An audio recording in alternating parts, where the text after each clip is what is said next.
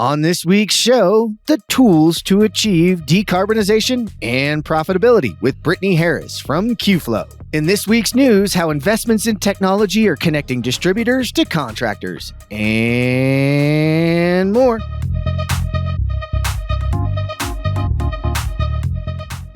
All right, we're back. Here we go. Time to rock and roll into the show. I got Nathan, I got Brittany, I got new show stuff for you. We got some crazy news. We're going to talk about some crazy things. But before we do, we got to pause for the cause. Everyone supports a culture of well-being in the field and is equipped with the tools to help prevent suicide in construction. Procore Safety Qualified courses were built in partnership with our customers, elevating enhancements to their standard OSHA training. And the Bringing the Right Mindset series equips individuals and leaders alike with the skills necessary to really build resilient teams. We've made these 3 courses available for free and on demand, and they're offered both in English as well as Spanish, and they are CEU certifiable. Procore.com/certified-qualified is where we host our Procore's learning portal, and anyone can use their Procore credentials or create a free account to get started. All right, we're back. Brittany Harris, Nathan Wood. Great to see you guys. You know, Nathan, when I saw this topic come up, I thought, if anybody knows anything about this, it's got to be you. I always I got to bring the big guns, Brittany, to talk to you. So it's great to have you this morning, Nathan. Man, I am excited. Apologies if there's any noise. We're so close to being done with the house. We got some concrete pour in the side yard, but really excited to dive into this one. Yeah, so am I. So Brittany, say hello to everybody. Give a little intro. You know, how'd you get here all the way across the pond, right? Are you traveling? Are you over here in the U.S.? I know you were bouncing back and forth. So where are you? And let's talk a little bit about you this morning. Yeah, well, hi everyone. It's so great to be here. I'm back in the UK at the moment. I have been spending a huge amount of time in New York and Chicago, and I'm missing the Windy City, if I'm quite honest. It's a bit too warm here. Let's be frank. That was so British to instantly talk about the weather. That's terrible. But yeah, I mean, how we got here. So I'm a civil engineer. I've been in the industry for about 12 years, working primarily on the consulting side with the likes of Mott MacDonald and Bureau Happold Engineering. Bit of a stint on site in Hong Kong with Laing O'Rourke, which was like no other project I've ever seen.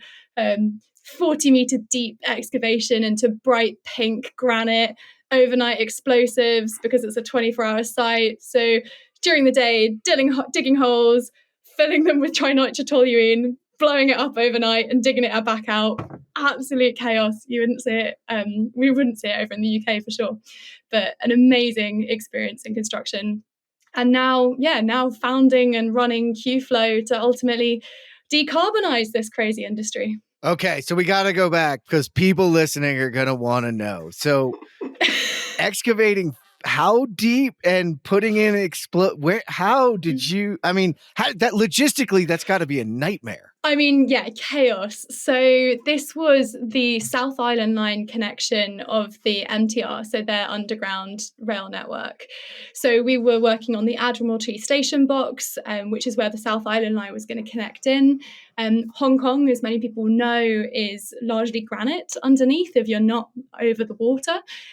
So we had this one massive station box hole, and I was leading the sort of breaking under what was I think about a 30-story building. So we had the pile caps on a transfer beam above our heads, and we were breaking underneath that, installing dowels to reinforce it as we continued the break.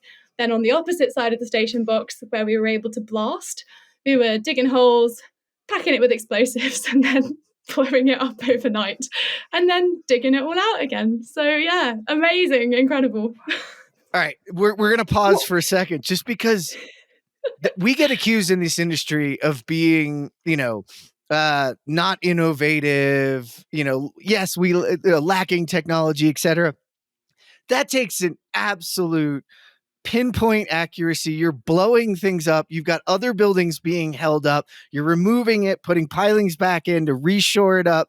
And you've got people underneath there. Like, that just has to tell people we are innovative. We do know what we're doing in construction. That's amazing. It is amazing what this industry can achieve. And it's why I absolutely love the construction industry. It is so powerful in terms of pushing through what could be complete blockers to other people, and ultimately building the world around us. I mean, if anyone's been to Hong Kong and been on their underground system, it is one of the most clean and speedy and easy to navigate I've ever been on. Nothing against the New York Metro, but slightly different game there. I won't do the New York one down. But yeah, it's just such a great testament to say, we're going to build a flipping big hole in the ground in granite, probably the hardest thing to break through, and yet you can do it. Just absolute perseverance and problem solving that you see in this industry. Oh, that's awesome, Nathan. So again, I love blowing stuff up too, but I have to imagine some of those things at a certain point does have an impact on our environment, does it not? Absolutely. I mean, this was 10 years go on. So sustainability, I don't think, was particularly high on the agenda there. Not to say that they didn't care, but it wasn't really a big talking point. It was more how quickly and how effectively can we build this station, in a really interesting way, because Laing O'Rourke are obviously an international organisation with some pretty strict internal requirements around safety. It was a fascinating site from that perspective, seeing the conflict of cultures and approaches to building and construction, where you've got a European general contractor leading the works and trying to instill these health and safety approaches to workers from all across the sort of South Asia bubble. And certainly saw some things that would make you very nervous, but I think Laing O'Rourke did a brilliant job at really trying to manage that across the pond and ultimately delivered a phenomenal project. So take us through that to Qflow, because you're certainly not the first industry person that's gone to go do software, right? but yeah. What's your story? How'd that work out? So I never planned to be a civil engineer, but fell in love with the problem solving side of our industry. And obviously went on to study it and ended up working on this crazy site in Asia, and really did fall in love with construction. It is an amazing industry that builds the world around us, that gives us access to water and roads and telecoms and all the things that make life easy and fun and exciting. But it has this sort of dark side. It's not the most efficient, I think we'll all agree, and it's certainly not the most sustainable. So as an industry, we consume about 40% of the world's raw resources. So we are the largest single consumer of raw resources in the world. And on top of that, we contribute about 40% of waste to landfill. So this linear approach to construction that we have, where we dig it out the ground, transform it into something like a steel beam, put it in a building, use it for a few years, take it back down, and then stick it back in the ground, really doesn't work. It's not economically sensible or environmentally sensible, but ultimately it has this horrible knock-on effect around the world. And if you've ever been to any of these mining sites or seen the impact on that very long tail of the supply chain, you'll really start to appreciate the impact that we have as an industry, not just on our cityscapes, but also the broader globe. So yeah, after a few years of being in the industry and still loving it, but seeing some of these darker sides, was trying to sort of drive that change internally within Bureau Happold, which again, a phenomenal company to work for, but felt that the pace of change and the scale of that change just wasn't going to cut it for what we're trying to achieve in terms of building a more sustainable future. So I met my amazing co-founder who was working for Skanska at the time, and we really bonded over this mutual love-hate relationship, and decided to take a different approach and said, is there another way that we can address this problem? Is there a way that we can help construction be more sustainable within its own workflows, in a way that is sensitive to the way that we operate? So not trying to just overhaul everything and disrupt unnecessarily, doing it incrementally and appropriately, but fast and at scale. Wow, operationally sensitive way of tracking. I love that concept, that idea of, because that's something that I harp on all the time. Of if we want to get this data, you have to make it easy for the person that is going to provide that data. So I love that. That's awesome. It's great to see and hear the way you said it about you didn't really get to this part to disrupt anything. You just saw this huge problem that you can attack differently, right? Inside of our workflows, but change some of the things. So tell me a little bit about, I mean, how do you even use a tool or do anything to really start to work on your carbon footprint? And let's be honest, one of the reasons, this is a Nathan and I'll get it wrong again, but I'm going to say it. Show me how I'm measured and I'll show you how I act, right? We aren't measured by our carbon footprint in many cases, although that is changing. And it's changing in the UK faster than it is here. It's changing in Europe faster than it is here.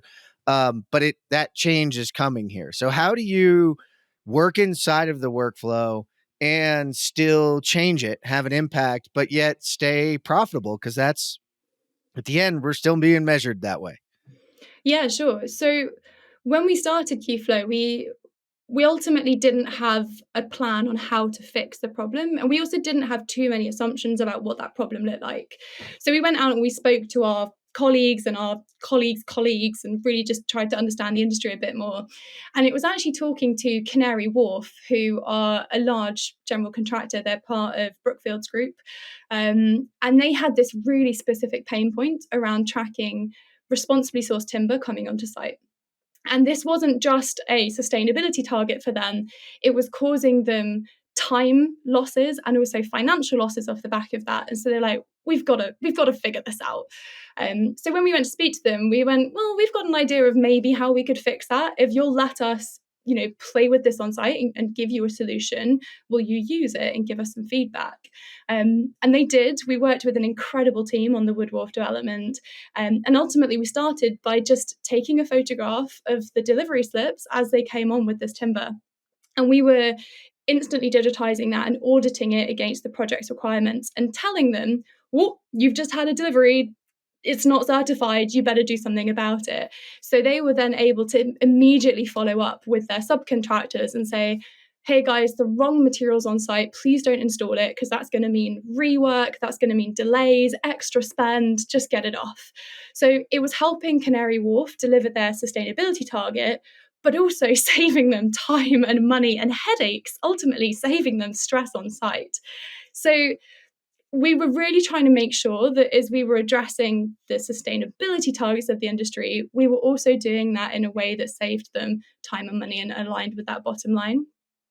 And as we scaled that up to tracking not just timber, but tracking concrete and steel and waste, we realized that the value of this data goes so much further than just understanding carbon emissions and embodied carbon. It was helping them understand supply chain resilience and dependencies, particularly during the war in Ukraine. When that kicked off, that had a massive knock-on effect on timber and metals supply in our part of the country. And so all of a sudden, companies needed to understand, where have we got these redundancies? Where have we got these issues? How do we respond quickly and work with our supply chain to make sure that we're not stuck?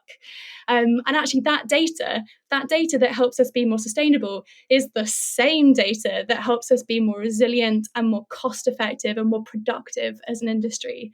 And I think it's such a small step, but it's one that we've struggled to take so far, is this understanding that being sustainable is not an expensive thing.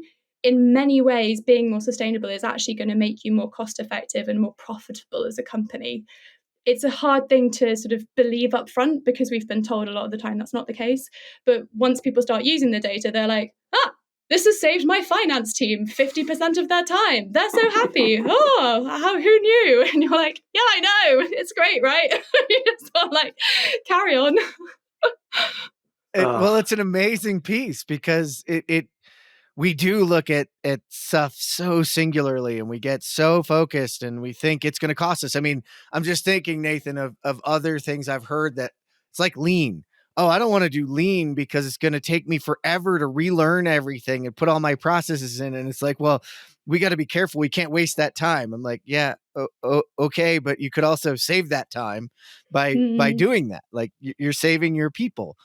I mean, it's an interesting approach. And so tell me, like, you're taking photos of packing slips.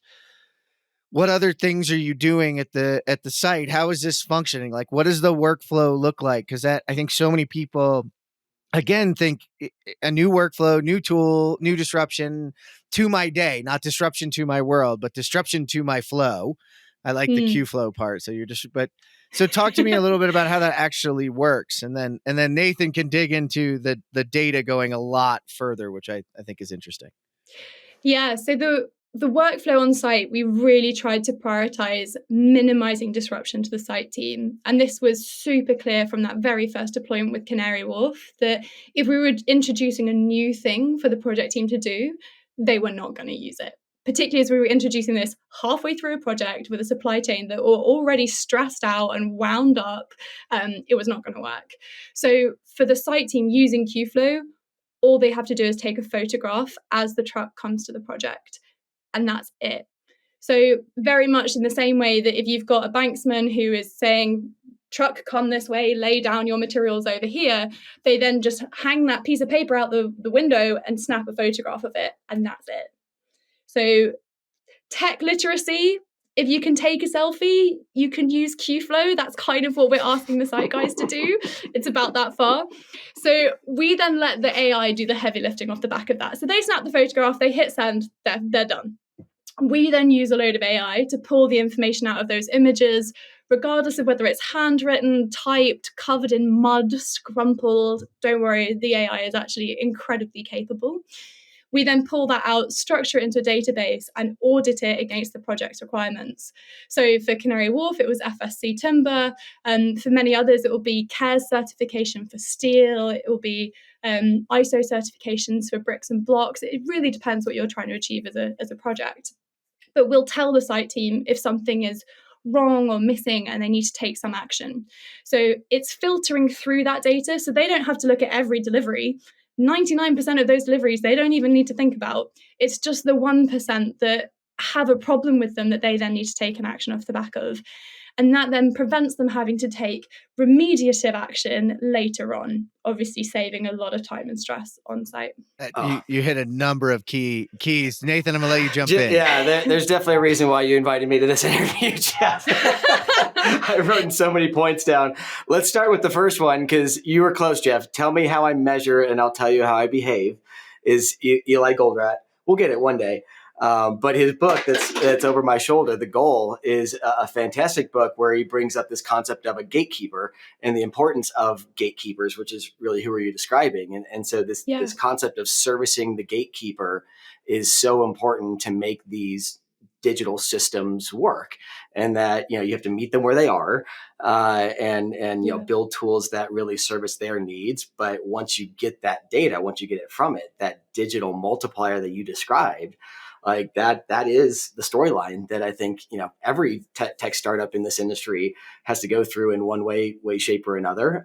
So I love just this story as a whole. I mean, congratulations on really understanding what it takes to build a user experience and build software that serves this industry, that understands the supply and the demand, and kind of that it is otherwise just garbage in, garbage out, because so many folks want to focus on the latter half of the digital multiplier, assuming you have the data, but you don't, right? Yeah, go for it. I think one of my favorite things is when a client comes to us and goes, AI, I want AI. And you're like, why? Like, to do what?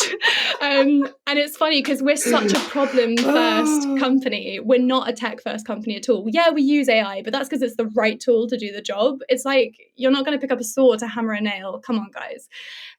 So I find it fascinating and hilarious when clients come to us and say that. And the first question is like, what are you actually trying to achieve?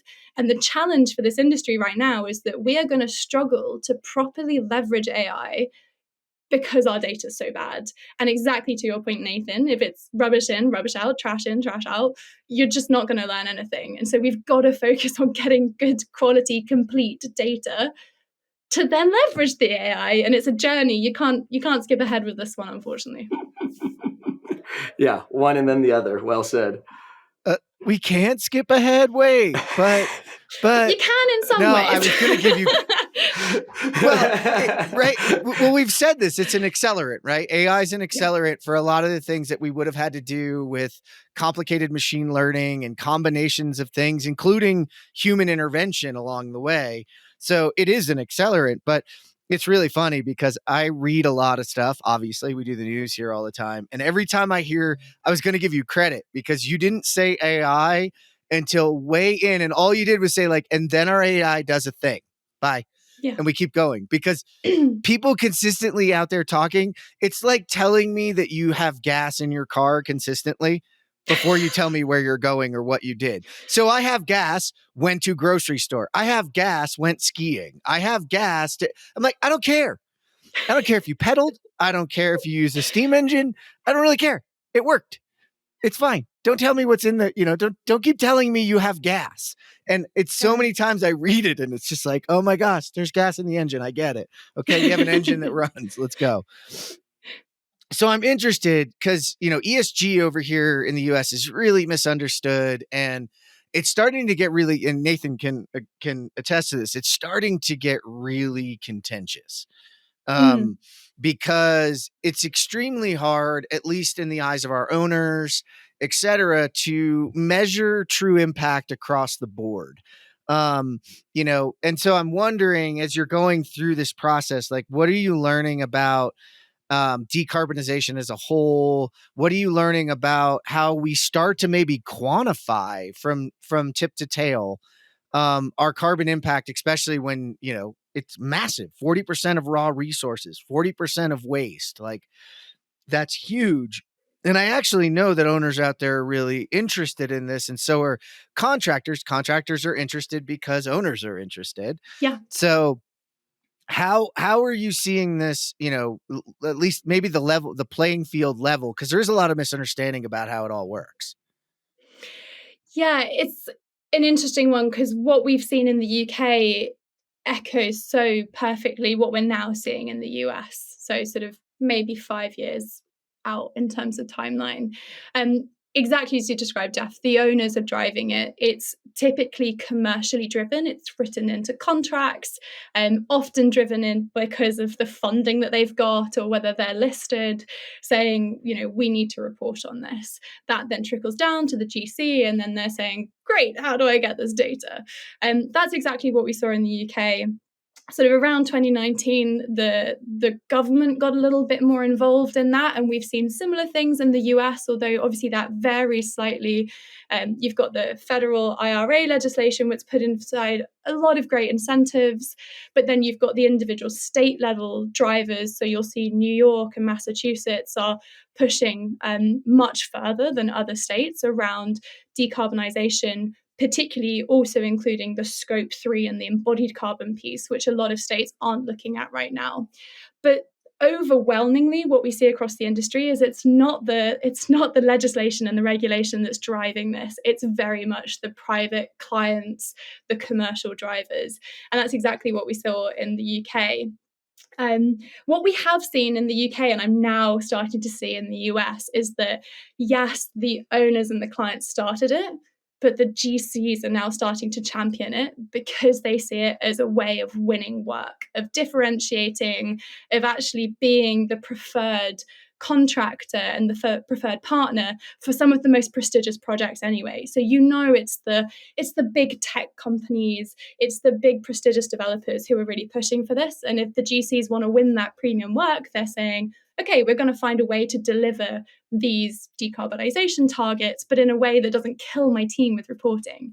And so a lot of the companies that we're working with in the US are in exactly that position, where they've been asked by clients to deliver, scope 3 carbon reporting, and they're going, you're what? From my supply chain? Are you insane?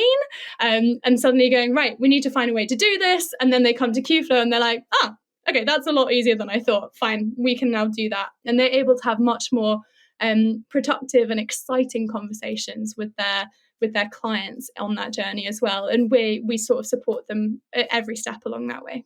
Well, I think you hit on the number one way to get at the heart of the GCs in the US, and that's to give them a strategic advantage, right? That this is a beautiful time that way. And this is why I love construction. I love our GCs out there. I love our trade contractors.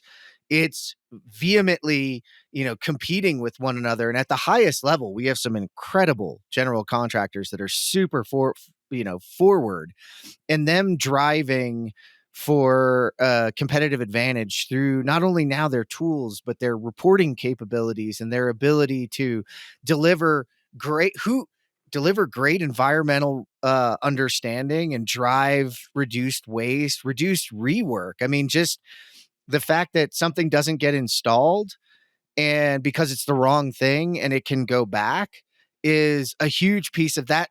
Used to get then ripped out. Once it was put in and ripped out, it's no longer usable. So it is definitely going to the landfill. Again, you're reducing waste there. And, I could see, especially in the US, talking to a lot of our trade contractors, one of the biggest things they need is like, I don't want to show up to do work if you have only 3/4 of the supply that I need, because that mobilization is far more costly. I'd rather you tell me you have nothing than half of my order. I heard that Trent Leinenbach. Trent, thanks for that nugget at one point. He was like, look, it's either 100% or nothing, because my team's there to completely do the install, to mobilize and get going. And this start and stop crap has to end. And it really is supply chain visibility that does that for you. So not only are you solving GC problems, but and creating a strategic advantage to win work. Because man, that bid room, I remember I just came from a 3-year stint in pre-construction. That bid room and chasing work, that's the real deal. That's serious. Everybody's looking for an advantage because everybody's got incredible people. Everybody building incredible buildings or roads or bridges or, new developments. So how are you going to stand out? You're going to stand out not only by the technology and the experience that you're providing, but on the back end, what I saw, Brittany, in the UK that I thought was interesting, Mark Reynolds talked about this years prior to it happening. And I think it's what US owners are looking at, is that very soon we're not going to look at just the cost of a building as the value of the asset. The value of the asset is going to be its carbon footprint and its viability into the future. And that's actually going to, again, be a competitive advantage for owners that are building those spaces that reach that new target. And it's always the ones who are thinking ahead. So I think you're dead on to something here that's going to help the industry, kind of a snowball effect. So there's two things I want to pick up on there. First one is that little nugget about, unless there's 100%, I don't want to be there. That's the exact kind of thing that just blows my mind every time we talk to clients, when we're sort of showing them the data and we're talking them through this. And this is one of the things I'm loving most about spending time in the US, is that, we've been working with UK clients for like the last 6 years. We've seen pretty much every type of construction, most of the things we've heard before. We then come to the US and we show them this data, and they're like, that would really help with the missing hardware, the missing doorknobs. And you're like, sorry, what? Like, what do you mean? And they go down this like daisy chain of, well, we got to the end of the project and we found out that we were 200 short. And so we couldn't hand over. So we were 2 weeks late on handover because we just didn't have enough doorknobs on site. I was like, really did not think that was going to be an issue, but amazing that the data can flag that to you. And it's just hearing how people are going to get and do get these little nuggets of value from the data that, they never knew they needed before until they went, I can see that now. Great, let's go. So it's just like really stacking on top that, this data is important for decarbonization, but it's going to help you find the doorknobs. Woo, great. So yeah, that's one of the things I love about like spending all this time with our clients. I find it both hilarious and also fascinating. But coming back to that point from Mark Reynolds, this really ties into the sort of long-term sort of blue skies mission of Qflow, is to sort of unlock the circular economy in construction, to say, we don't need to keep building from those raw resources that we're extracting at, untold cost to our planet and our people, but actually we can build from the materials we've already got to hand. The blocker to that is we don't know what materials we've got to hand. And if you go to any owner and say, how many doors have you got in this building? They're going to go, I don't know, let alone know what standard those doors meant or how old they are. So actually building up this detailed picture of everything that goes into a building is so critical for the owners to be able to value that building in the future. Yes, from a carbon perspective, so how much carbon is embodied in there, but also what's the net present value of those materials that I've just installed for when I decommission it in 30, 40, 50 years' time, and I want to then sell them back on. I either want to reintroduce them to the supply chain or I want to repurpose them in another asset. So instead of 40% of my project's bill being on materials, I might only need to spend 10% of my project bill on materials because I've managed to reclaim such a large portion. So I really think the future of our industry, it's not going to be necessarily AR, VR. It might be, I don't know. But I definitely think from a really hard physical piece, it's going to be circular. I would love it to be that, but I fully agree with you. We've been sitting here on a show for 10 years now talking about AR and MR, and we're kind of looping back to maybe we were a little bit too futuristic, a little too out there, huh, Nathan? I'm sure there's a few things in there you want to dig into. I wasn't the one saying that, but I have been a data guy. But to your point, so ironically, Jeff and I will be in Austin, Texas. I don't know if you'll be around in April, but we have a topic for the AEC Integration Summit that follows on from a workshop that Jeff and I did with the Construction Users Roundtable and Owners Group around ESG programs and how do we get them deployed at the project level. So we titled it Keeping Up with Project Health Metrics. And it's around this whole concept of the triple bottom line of how do you balance the financial component, the environmental component, and then just the individual wellness, which really everything you're doing about servicing the gatekeeper and making it easy for folks is part of that, fighting burnout and fighting a lot of the mental health challenges within the industry. So I if there's any way that we can either in our virtual roundtable as we prepare for this or, incorporate your learnings and what we're trying to do to solve this very big problem, kudos to what you've done. And we'll definitely get you introduced to Justin Seymour with Avocado is going to be the team lead. Jackson Hoggard, if he's been on the podcast before, is awesome. He's super passionate about this stuff, as well as Jim Ellis from Kurt that will introduce you to those guys. Absolutely. Yeah. Would love to help on that. And just, it's something that triggered a memory for me was talking about the AR VR piece. I remember when we founded Qflow and we were talking to investors to say, you know what, we've never done this before, but we know the industry and we think we could do something cool. They went, what, paper? The industry doesn't run on paper. And I'm like, have you been to a construction site? And they're like, yeah, but surely it'll be all digital. Like in the next 3 years, you guys will be irrelevant because everything will be digital. Everything will integrate perfectly. All the data will feed seamlessly up to the owner. Like you guys aren't going to be needed. And I was like, okay, yeah, sure. You hold on to that belief and I will go speak to someone else who actually knows what construction is. 6 years down the line, 95% of documents we capture are still paper-based. So yeah, we can ingest digital information. We love it when it's digital because it's so much cleaner and easier to process, but 95% is still paper. Come on, guys. Mm-hmm. Mm-hmm. It's so funny because you're absolutely right. First of all, I'd love to have been in that room and be like, oh, great. Yeah. So you don't get it.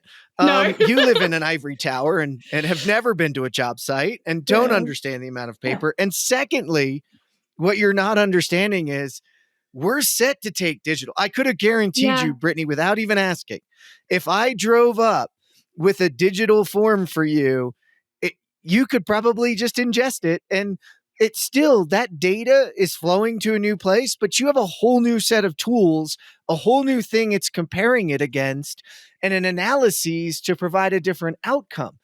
I don't care how it starts, but you have to start at ground zero, which ground zero is still paper. And quite frankly, in some cases, paper just still works as long as we can take it digital. As long as we can do that at the moment we need it. Absolutely agree. And, paper, I think, will still play a really important role in our industry down the line. My partner's a landscape architect. He's just gone on a site visit today. He took a big cardboard box full of printed out site maps. And I was like, what are you doing? And he's like, but it's actually the easiest way of seeing everything and comparing them. And I was like, okay, fair play. I'm not going to be a tech dick about this. Like, you carry on with your paper. But, even when we receive digital information, the digital information is a PDF that is emailed. So you still have to do the data extraction piece. So this idea that we're moving to digital systems is still a bit of a falsehood from the industry. We're not moving to, data lakes and, perfectly integrated API accessible systems just yet. We will get there. I fully believe we will get there, but there are steps in between. And, we're not going to get there overnight. We need to take this very, very long tail of a supply chain on that journey with us. And you can't expect a mom and pop shop selling, timber bits for the last minute pickups for trades to suddenly move to a fully integrated digital system. They are still going to be using the carbon copies that we see today. So you've got to be able to capture those tiny little suppliers and the Goliath suppliers like Holcim, who are delivering concrete with digital systems, which is great. Yes, well done, Holcim. But, there's everyone else you've got to deal with as well. So you've got to have that acceptance of multiple different data types. Yeah, Nathan, I'm having this vision of somebody driving around to pick up those final little bits that you need, because they're everywhere. We have one here in town called Waialeiko, and you got to go in and see what they've got, and going, oh, well, you've got what I need, but you don't have it digital. Well, I'm going to drive on to the next place. Wait till I submit those hours for how many places I drove around to find that. You're right. We need the bits. And Brittany, I'm so glad to hear you say it, but all we've been doing for a very long time is creating digital paper, which actually, to respect our field people, is a lot harder to find because it's not under the seat of the truck or in the in the trailer. And interesting point, like to your point, Brittany, one of the fastest growing and still biggest vendors in our world of technology is Plans for Less. They create and Rocky, it's a reprographic company. They send out printed plans. No way. They do it super cheap. Yeah, and it's growing fast. And I mean, I've known Brian for a really long time, and they're doing really well. Paper still has a place, right? It's not. Again, meet them where they are. We need digital copies of those things. We do need to be careful. We do want things updated. That's why things like PlanGrid and others, are super powerful, and Revisto and others like that. But in the end, like you said, we got to get stuff built. And can I know that every contractor everywhere has every damn tool or knows how to use it? And then no. So I fully agree with you, meeting them where they are and then turning that paper into information. It's unlocking so many other things. But I want to hit one more thing with you that I think is really powerful is you talked about the experience of a circular economy, the experience of the future. You're young, you're diving into this industry. We need more people like you. And this is giving them an opportunity. What we know about our future generations that has been very different from past is they care far less about money and far more about impact and their footprint on the world ahead of them, thanks to what we and other generations before us have done. So how can this kind of play a role in that? I just want to get your perspective on that moving forward on how this circular economy, this reducing our carbon footprint, making this a more inviting environment for our future could be. Yeah, I think one of the big things that gets talked about a lot across the industry, across multiple countries, is the skills shortage and being able to attract good skilled people into our industry. And we obviously talk a lot about inclusion and diversity as well, and being able to get more women and minority groups into this industry so that we can actually build for everyone. And one thing that I've definitely noticed is that there are so many more women in sustainability. And actually, we're releasing at the moment a sort of series on women decarbonizing construction, because I keep meeting these amazing startups that are decarbonizing construction, and they're all led by women. And I'm like, what? This is amazing. This is great. So I think we're going to continue to see that. We're going to see these passionate, committed, very smart people moving into our industry and believing that they can be better. And it is going to be the sustainability and the circularity piece that is driving that. I also think it's a real, wake up moment for some of the bigger companies that are maybe struggling to attract the right kind of people or struggling to retain great talent, is that they need to think about what is it that's keeping them that younger generation are staying for the why. Why am I here? What is my impact on the world? How do I feel good about myself in delivering this? And whether you think that's narcissistic or not is, a whole other philosophical debate. But the point being is that if you can help people feel connected to what they do, and that they feel that they're doing something good for the planet, which is what they care about, then you're more likely to attract and retain the best people. So being more sustainable, having that drive and that ethos within your company is not just going to help you win work, which is a good thing, but it's also going to help you win great people as well. I think you're winning. I'm going to say we just dropped the mic right there, because that was awesome, Brittany. That is, you really did a wonderful job of articulating just what's possible for our industry in the future, what's possible from our next generation, our possibilities to diversify the group of people that work here, that win here. And I'm going to throw a stat at you just so people can think about this, that, we have how many women-led companies in our industry right now that are working on sustainability, and fewer than 30 women founders have ever taken a company public. And that's compared to 6,000 companies now listed on NYSE and the NASDAQ, down from 8,000. So think about that percentage. So think about the opportunity in our world that is being created by fantastically smart, passionate people like you that are awesome. This is a great sustainable place for people to be in the future. And I just want to thank you for sitting down, taking the time to take a risk and meet with me and get on the show with Nathan and I. No, it's been fantastic. Thank you so much for having me. Hey, tell people where they can go learn more about Qflow. So you'll find us on the World Wide Web by searching Qflow. I'm sure there'll be a link with this podcast. You can obviously find me on LinkedIn. I'm constantly posting and absolutely love connecting with people there and having interesting debates about the future of construction, the built environment, biodiversity, net gain, circular economy, you name it, I'll talk about it. And obviously do reach out to the team if you want to understand a bit more about what we're doing both in the US, the UK and Australia, and how we might be able to help you on that decarbonisation journey. Well said. Nathan, Awesome. That was a lot of fun, wasn't it? Oh man, that was so much fun. I wish we could go longer. I know, this is one of those ones where we'll be doing a part too many notes. Part 2 somewhere down the road. But don't worry, Brittany's going to stay with us because I'm really interested to get her take on some of our news. So we're going to get into the construction technology news of the week. Nathan, take it away. Back in 2020, I heard about a new software platform called Join. Within minutes of seeing Join, I knew it had the power to revolutionize collaborative project delivery. In fact, I was so sold on Join that I joined the team as its industry evangelist. Many trade shows and podcasts later, Join is now used by 50% of the ENR top 30. Why? Pre-con and ops leaders at DPR, Bolt, McCarthy, Barton Mallow, Clark, and others say that they like Join because it does 2 big things: collaborative, trackable decision-making, and awesomely simple visuals.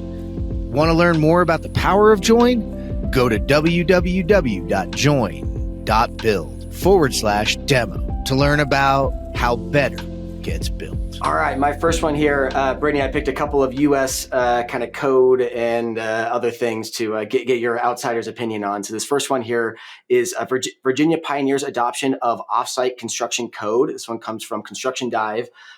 So Commonwealth of Virginia last month became the first state to adopt the International Code Council and Modular Building Institute's 1200 and 1205 standard. So essentially this is an early stage because, again, I've been doing some work here locally with FrameCAD, who is based out of New Zealand, Australia. They have a ton of offsite and prefab standards out there. I was looking for stuff here locally where there are any organizations or different things. There are some sort of offshoots, but it's exciting here to see that Virginia is one of the first ones pioneering. There's been some other cities, I guess, like Salt Lake City and others that have also pioneered adoption of this standard.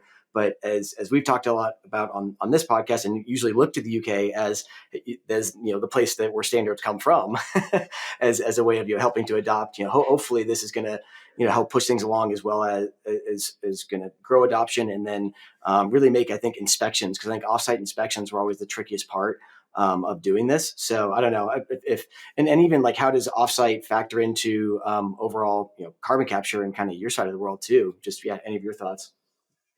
Yeah, I mean, offsite has been harpened as something that's going to help us all be more efficient and more sustainable, and I think there is a huge potential in it, but the execution hasn't been great. And part of that, I think, is because there's been a lack of codes and standards to help people understand what it's going to deliver, how best to execute on it.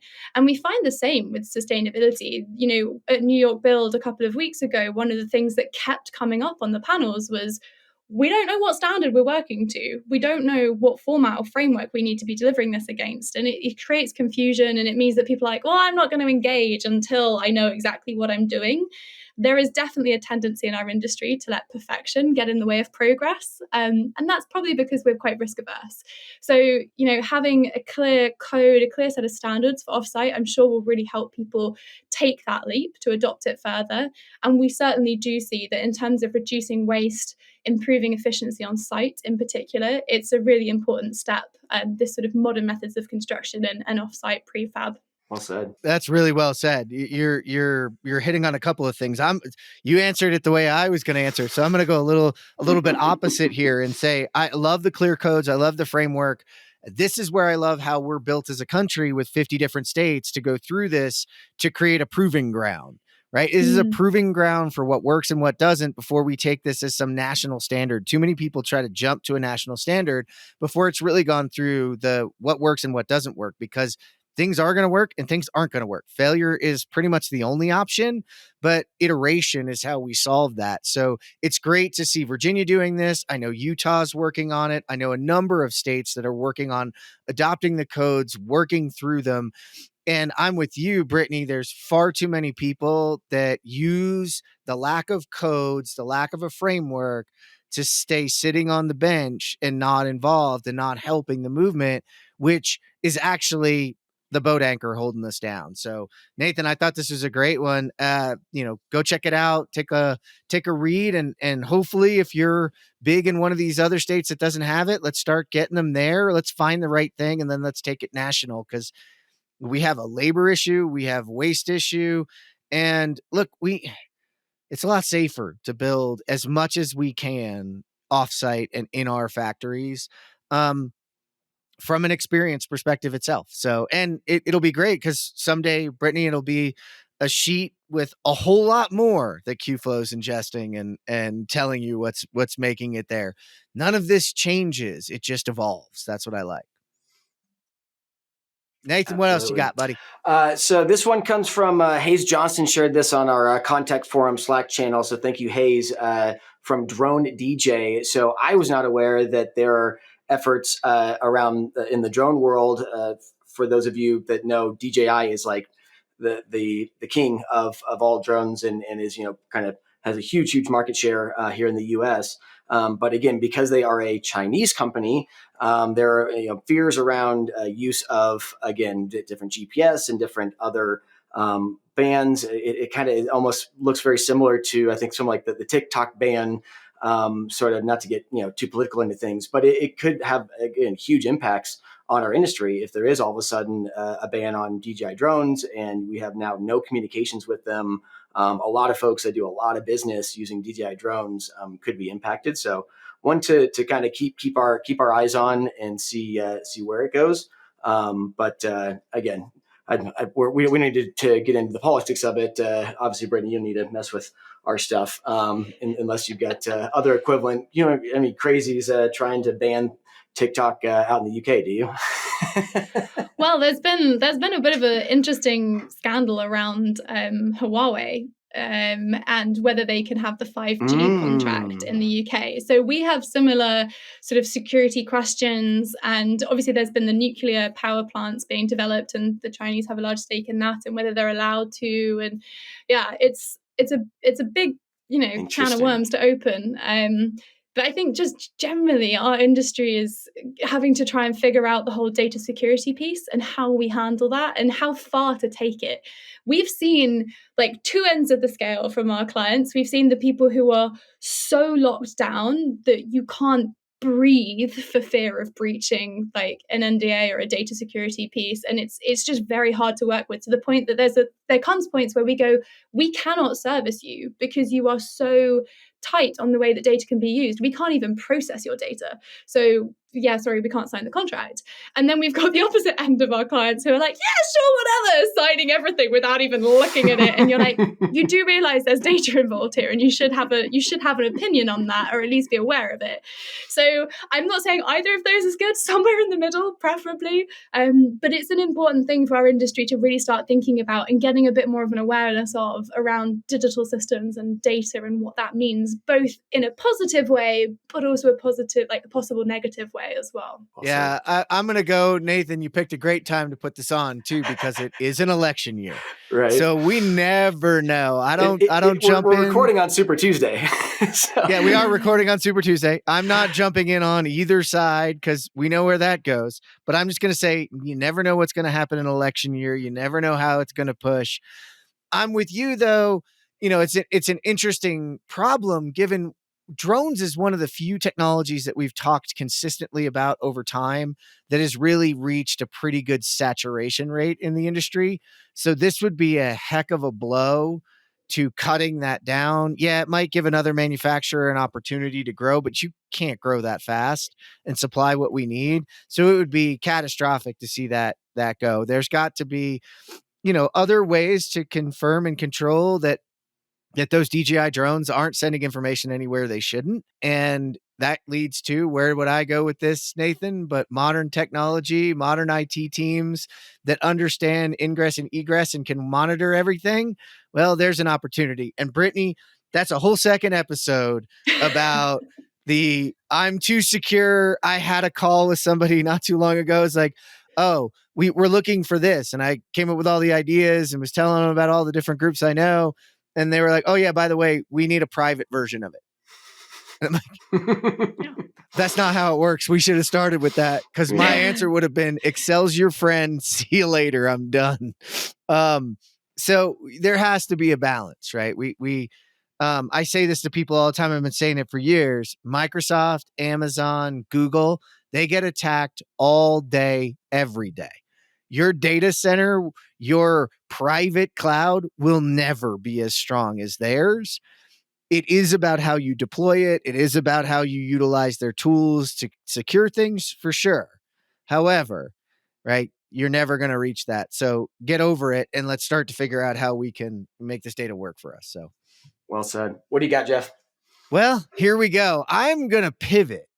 And Brittany, and actually Nathan, you talked about this, and I was thinking about Jackson Hoggart when I grabbed this article. So this is Depth Builder, which is my good friend Jesse Jesus Hernandez, that was actually on the episode that's airing today while we're recording this. And invest in who you got. It's not just about production. He takes a really interesting approach to talking about leadership and moving from the issues that we have today and the labor shortages we have to solving those problems. He said the labor shortage was obvious 30 years ago when he got into the trades. And he's seen wages triple, CTE programs emerge, nonprofits developed, fancy marketing campaigns, but we're still having the same problems. And we're still not unlocking the future of changing how we work and changing how our craft workers engage and are engaged. And I think this is a huge opportunity. When you think, why did I think of Jackson Hoggart? Because when Jackson took over the family business, one of the first things he did was say, I'm going to dig into the shop floor. I'm going to find out where our problems are. I'm going to roll up my sleeves and I'm going to get involved. And he did. And he consistently improved the lives of the people, the crafts workers that were working with him and for him, and to the point where it ended up being profitable. It ended up being an entire department. It ended up becoming part of the fabric of his company. And that's what Jesse Hernandez is teaching. That's what he's out there, looking for those leaders, looking for those people that have realized they have a problem and that they can change it. But I'm going to tell you, there's no fancy AI bullet There's nothing easy about this. It's sweat equity. It takes time. It takes investment. It takes dedication. And most importantly, in my opinion, and this is what I think Jackson has in spades, is it takes courage. It takes courage as a leader to lean in, get uncomfortable, and try to learn and roll up your sleeves. So I'm interested, Nathan, in you've met Jesse over the years, you know him. And I'm interested in your take on this article. Well, and Jesse's a big lean guy. I mean, I can almost read between the lines of like the history of Toyota and the culture that they built, and this concept of Gemba walks, of walking in the shoes of each of these individuals and really empathizing with them. And again, Brittany, everything you've been preaching as to how you collect good data in the first place. So I think it's awesome that you picked this article. I think it's the lean world that had traditionally been more anti-tech and has become more open to it now, and the BIM world that's kind of opposite sides are all realizing that, hey, we're all actually speaking the same language here. It's just different sides of it. Yeah, it's super true. And I think just talking about teams, and obviously as a small company, I mean, we're 50 people now, so we've sort of doubled over the last year. So that's introduced some interesting dynamics within the team that have been really positive, but also really challenging. And like thinking about building leadership, how much you're hiring in that leadership or nurturing it internally. One thing that I've really learned over the last couple of years is that for individuals to be successful, you actually need to make the team successful, because so much of personal happiness and feeling of sort of acceptance and feeling connected to the space actually comes from the team around them. So we've done disc assessments. I don't know if you've come across them, but there's this amazing book called Surrounded by Idiots, which is just my Bible on this. I love it. And it means that you can very quickly understand someone's approach to the world. So it's not categorizing people, but it's really about understanding how they will respond to certain situations. And we found this invaluable as a team. We started with doing it just as the senior team to understand, if someone's a bit more green blue or a bit more red yellow. I'm very red yellow, so you can sort of look up what that means. But what I've learned is that for me to get the best out of my team, I have to change the way I communicate to them, to really tone down some of the redness and help encourage some of their greenness in the right way. And that has not only helped me feel more connected to the team, but also helped them feel more connected to everyone else around them. So I think there is individual work to do in this, but you can never achieve leadership in isolation. That would be complete madness. Leadership has to be done within the environment of a team. And I think sometimes you see people going on these really expensive leadership courses and just learning how to fix themselves. Actually, it's not about that. It's about understanding everyone around you and thinking about how you work with them. That is so well said. That's exactly right, Brittany, because and my favorite is, well, I just need my team to be better. And I'm like, yeah, no, actually, Yeah, no. the person who needs the most work is you. Yeah. And if you're out there listening going, I don't need any work, then you really need to go to depthbuilder.com and find out more about being transparent and understanding and seeing yourself for what it is. Because we are all usually the problem in some way, shape, or form. There's nothing wrong with what Brittany said about, I need to learn that I am this person and I go this way is where I lean my tendencies. That's fine. Because if you can acknowledge that, then you can deliver a message differently, get more out of the team, and vice versa. If they know about you, they can deliver their communication to you a little better. We can gel as a team and everybody wins. But nobody gets out without doing the work, kind of like technology too. To make it Everybody's got to do super the work. tangible for the listeners, a really easy example of this is if someone sends me an email, which is a long paragraph of text, I will not read it. I have told my team, like, if you want to send me comms, amazing, but it has to be in bullet point format. And like, at best, the absolute best scenario is have a too long didn't read at the top. Otherwise, it's just going to go to onto the to-do list and never really get touched.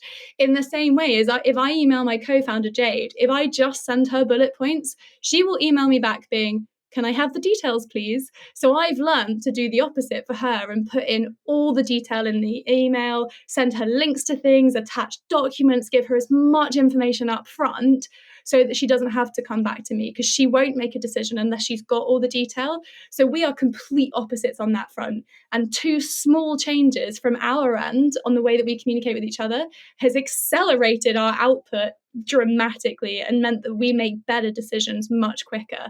And that was literally just changing the way we email each other. Especially growing to the size you are, you're at the most vulnerable stage for startups. So it's great to hear you guys focusing on that growth.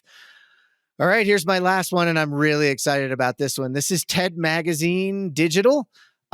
Winning with technology. Investments in tech are helping distributors better align with their customers' operations. But where should distributors focus their investment dollars?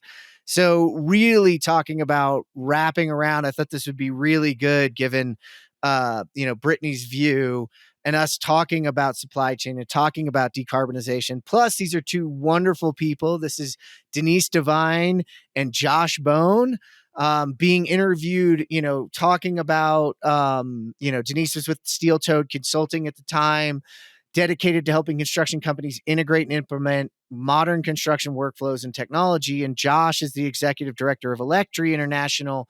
So they're really focusing this on the electrical industry and just about what the change in the marketplace looks like and how distributors can play a role in understanding supply chain and helping their contractors. Because just like what Brittany's doing with Qflow and analyzing it when it gets there, wouldn't it be great if we had our distributors getting to the source of the problems ahead of time, or doing more of what I think is a great idea here, is that they can play a role in being an expert to offer alternative solutions around products that are more viable, more carbon efficient, easier, and doing more for offsite construction. So this was some of the things. It was cool to hear, Denise talk about the technology side and talking about the integration and looking at supply chain, and Josh talking about the labor side and how distributors can do more. It's really funny, but we talk about this big offsite construction and we think it's this major swing. We've actually been going through it for years. We used to get bolts and things in different pieces and piles, and now they're kits that show up that are already fabricated and have everything, and they need to go on. And this is really about how can distributors and suppliers in the end provide more solutions that reduce our need for labor on site and make our labor on site more efficient. You can dig through this. It's a great back and forth between the two of them. And, it's about the electrification too. There's something that I think electrical contractors need to understand, and I think the industry needs to understand as well, is that so much more is electrified these days, that the amount of scope of work that's being placed on our electricians moving forward is going to grow exponentially. Low voltage being as big as it is, and the fact that it's going to start to, because from an efficiency perspective, running most of the things in a hotel room off of power over Ethernet is the future of how things are going to operate. Lights are going to run that way. Your hair dryer is going to run that way. And all of those things in a hotel room that are standard are going to be running off of, that low, what was normally considered low voltage. That's all part of that contractor scope now for the electrification, not to mention the fact that we have an electrified vehicle fleet that's hitting the United States that has all of those needs. It's just growing ridiculously. So suppliers need to play a huge role in connecting that. And I think they can. One other little trick to my suppliers out there: you've already gone through your industrial revolution.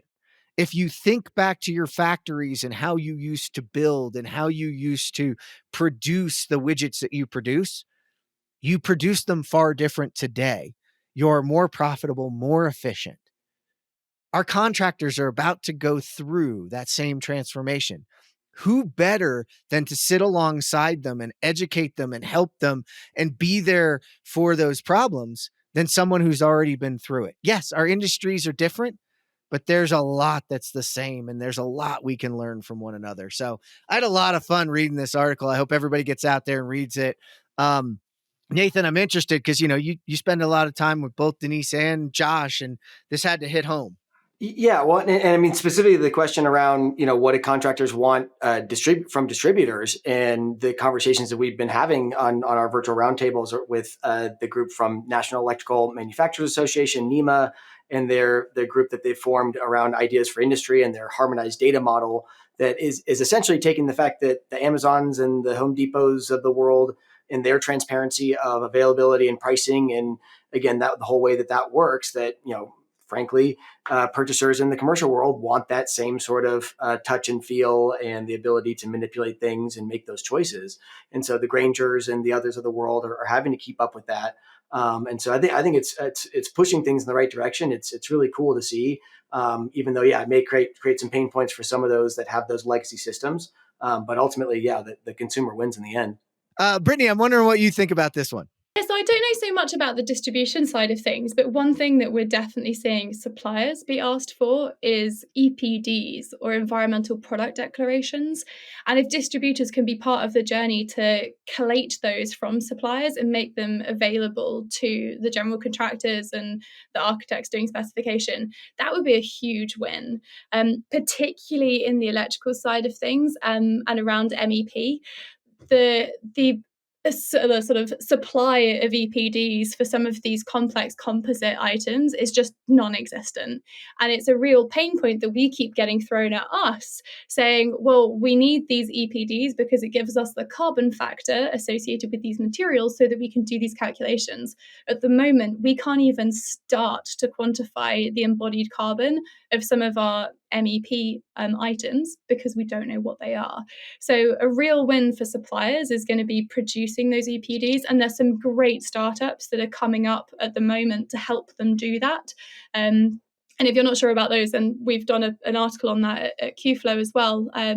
But also to then, for the distributors to be able to then consolidate those EPDs from the manufacturers and make them available is going to be a really important win and could be a massive differentiator. There are now thresholds being asked for by clients to say that 20%, 50%, 80% of materials procured must have an EPD. And at the moment, the industry average is about 20% of materials have EPDs. So there's a huge amount of legwork that needs to be done across the industry and across the supply chain to start producing these documents, but then also make them accessible and make them valuable. Well, that was a nice opportunity for people listening to keep taking this further. And Nathan, I'm gonna go with you there. That's episode 3. So Brittany, we got Actually, 2 more. That one's episode 4. Episodes. That's the digital multiplier on the other side. Episode 3 was the whole human and communication side. We got to dig into DISC and Myers-Briggs and all that language and try and come up with some standards there. So hopefully you got some time, Brittany. Always gotta push this. I'm just going to say, if you're listening in and you have a spot for Brittany on a panel somewhere or on the stage somewhere, let's just do it, because I think this would be awesome. Brittany, I can't thank you enough. This has been an awesome episode. Thanks for sitting down with Nathan and I. Thank you so much for having me. I look forward to meeting in person at some point. Well, you let us know when you're over here. Nathan, it's been great to see you. Thanks for sitting down today. And I told you this was a good one. Oh, man. Thank you for having me. Appreciate it. And thank you for tuning in today to geek out for our interview with Brittany Harris. To read all our news stories, learn more about our guests, and to listen to this show, visit thecontechcrew.com. This is the ConTech Crew signing out. Until next time, enjoy the ride and geek out.